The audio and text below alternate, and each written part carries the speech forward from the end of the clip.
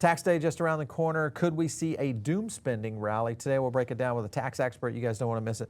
Let's jump in. I do want to thank our sponsor today, and that is iTrust Capital, where you guys can still take advantage of your crypto IRA, and that is one of the things that you can do around diversifying your portfolio. So check it out using our link. It's going to give you a $100 funding reward just to get going there. You can buy and sell crypto. Of course, you can get in gold and silver as well in your IRA over there.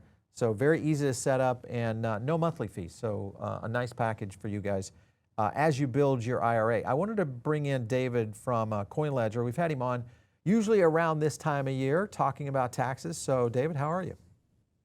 I am doing well. We have like a week left of the U.S. tax season before the 15th. So it's a busy time here.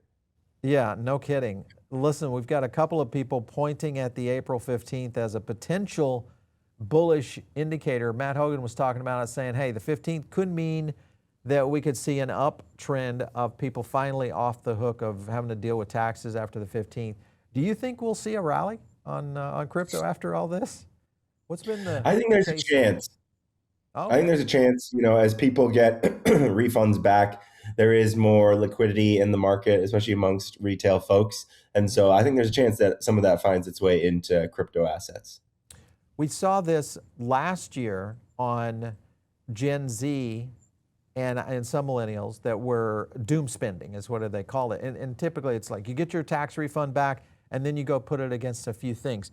A lot of people would maybe go against crypto. I've got a clip here I want you to watch. Take a look.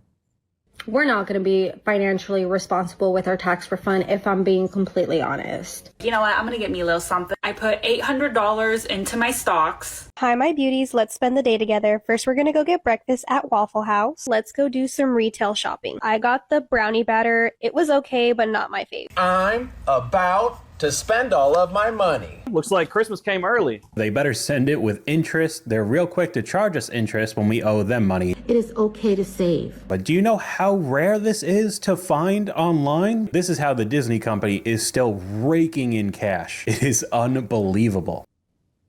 All right, so the point is that people could take this tax refund, move it into investments, and kind of get going here. Do you think this is going to be another doom spending year? Do you think people are finally going to say, hey, no, I need to beat inflation and invest?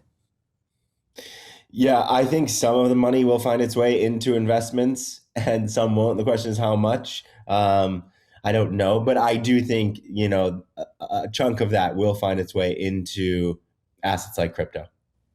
In your opinion right now, I'm just kind of curious, do you think this year was, because a lot of people lost money in crypto in 25, some people took tax loss harvesting in December. Do you think this was a good or a bad tax year for crypto in general? I think overall bad, just in terms of folks did lose money. Now, not across the board, but in the period of prices declining year over year. That does create tax savings opportunities, as you mentioned, because if you have realized losses, that deducts against gains and income, and you can save money on your total taxable income. But overall, I think, not as great of a year when we look back on 2025.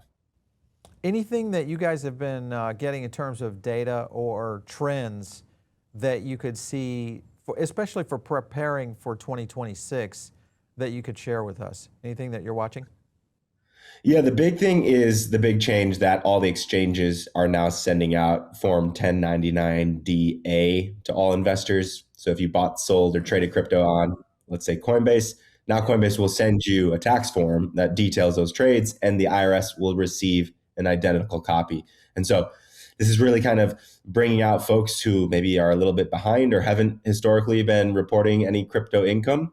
And so I think that's really the story of the year from our side, is we're seeing a lot more folks come out of the woodwork who, are kind of reconciling these 1099 DAs for the first time that the IRS now has a copy of. Do you think, okay, so for 2026, is there anything coming down the pipeline that you know of, other than it's likely that we'll see Congress probably, once clarity is done, and I want to kind of get your opinion on that, start to move forward on some sort of tax code for crypto? Anything that you're concerned with around crypto taxes for 2026 that might cycle into next year? No, I think not concerns, more like hopefully benefits, hopefully Okay, maybe de minimis spending exemptions, right. more clarifying facts around stablecoin transactions, and how that can, wash out and not have to get reported line by line. So more hopeful things. I don't think there's going to be any like dooms like legislation that are going to harm people. I think hopefully Okay. only good. So good news may be coming out of that, especially if we get clarity going through. I think that'll be the first step, which will have other, effects that'll be somewhat Yes. tertiary to what's happening in the market right now.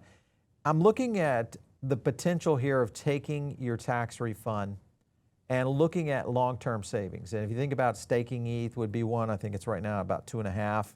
You look at even what they're doing with some of the vaults, which have been pretty significant. What do you think about this? Do you think this would be a good strategy for someone in terms of how to deal with a tax refund? Now you've got a little bit of cash back. Is this an opportunity to maybe take advantage of?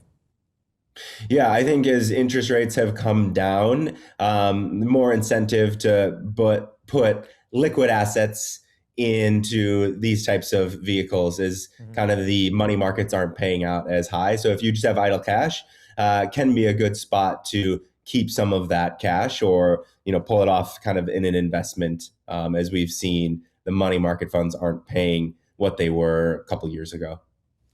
Yeah, I think the advantage here is this would not be qualified as income when you're on liquid stake tokens. So, because it just rolls into the token itself. Are there other things that you guys are watching that maybe starts to build value without creating those kinds of events that occur when you start to take profits on crypto in general?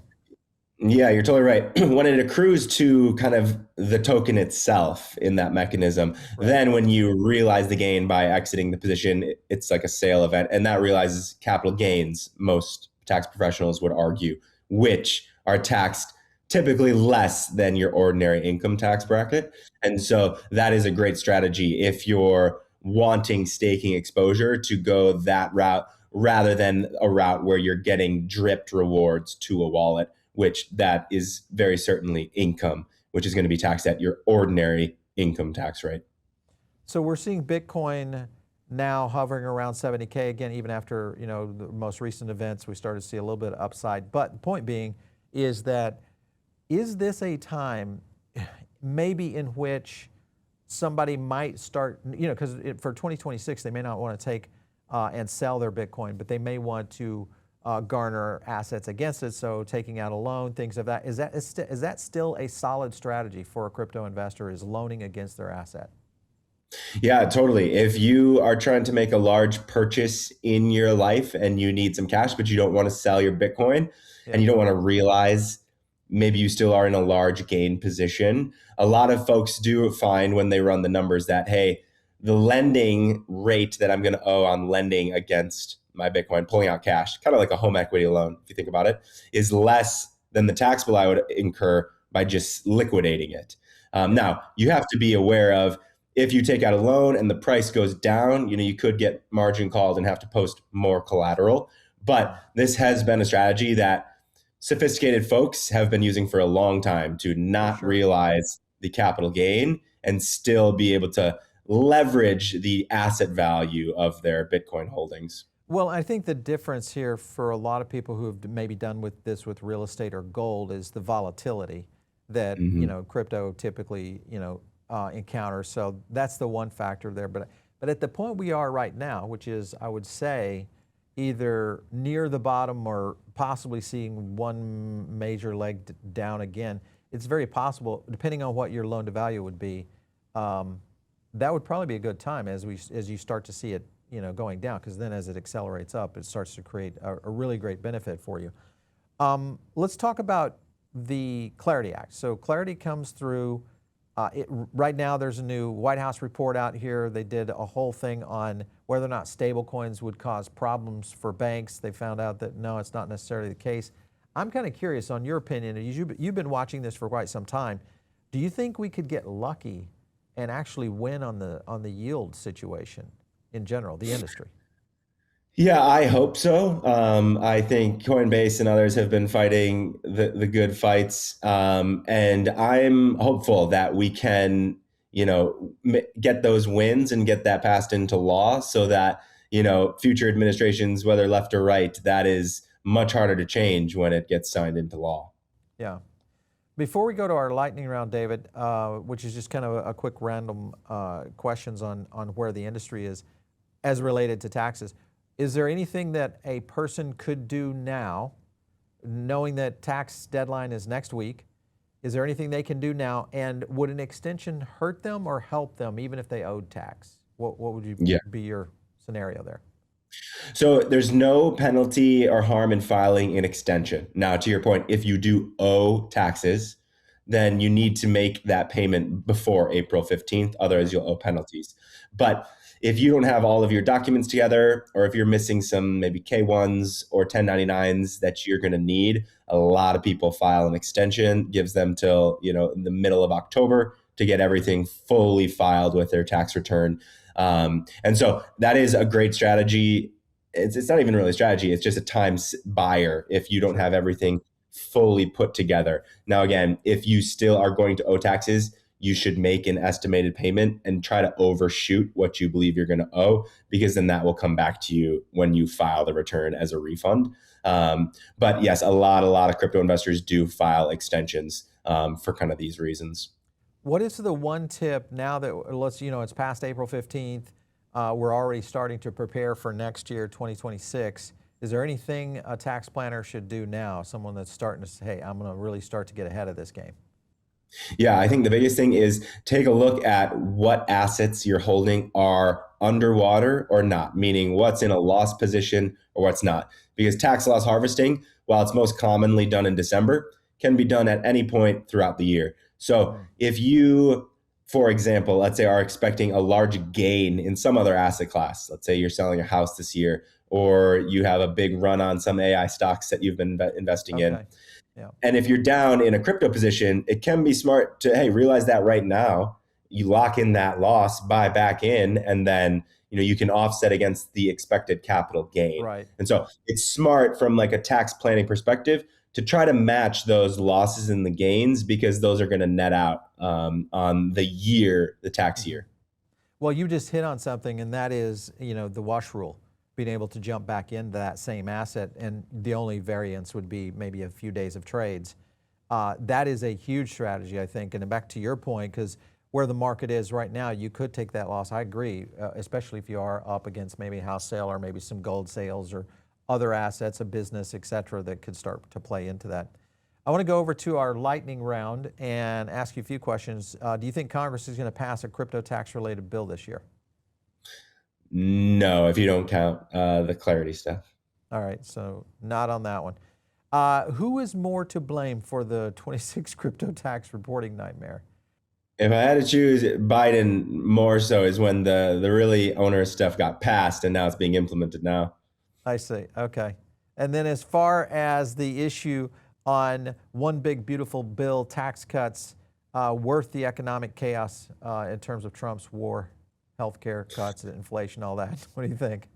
No, that's a tough one. I'm like in the middle of this, but I'd have to go with disagree. Disagree. Oh, okay. All right. And then what crypto would Gen Z spend their tax refund on? Bitcoin, ETH, or meme coins and NVIDIA?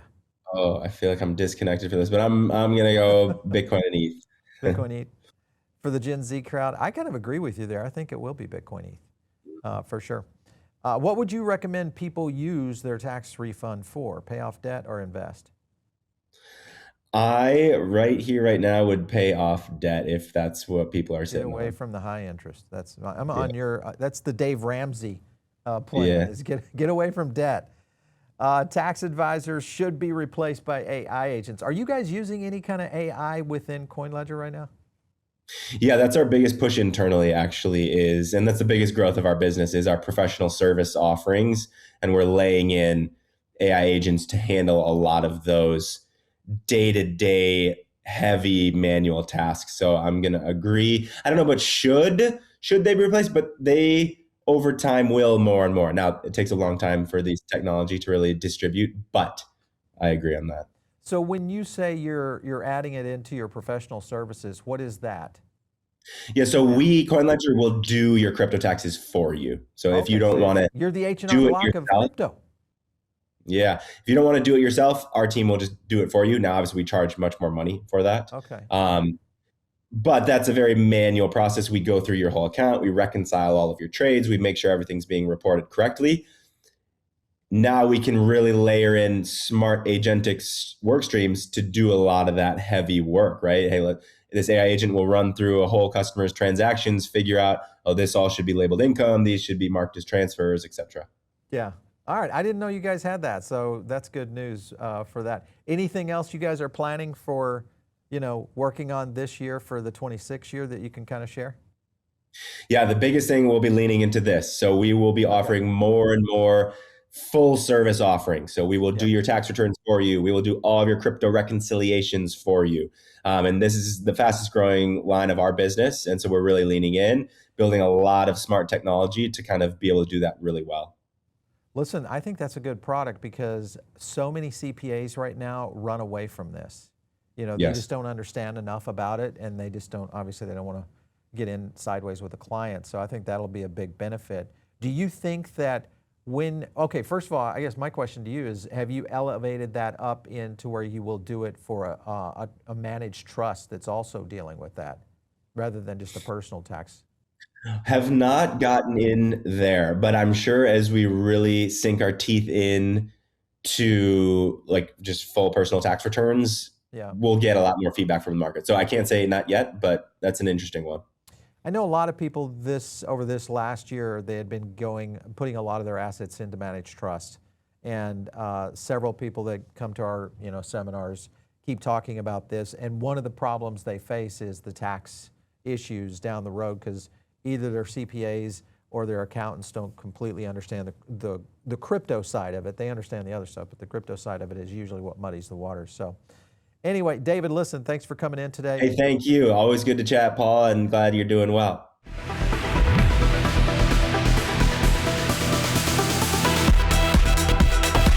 If you like this video, hit like and subscribe, drop a comment down below, and also join our free private member group. The link is in the description.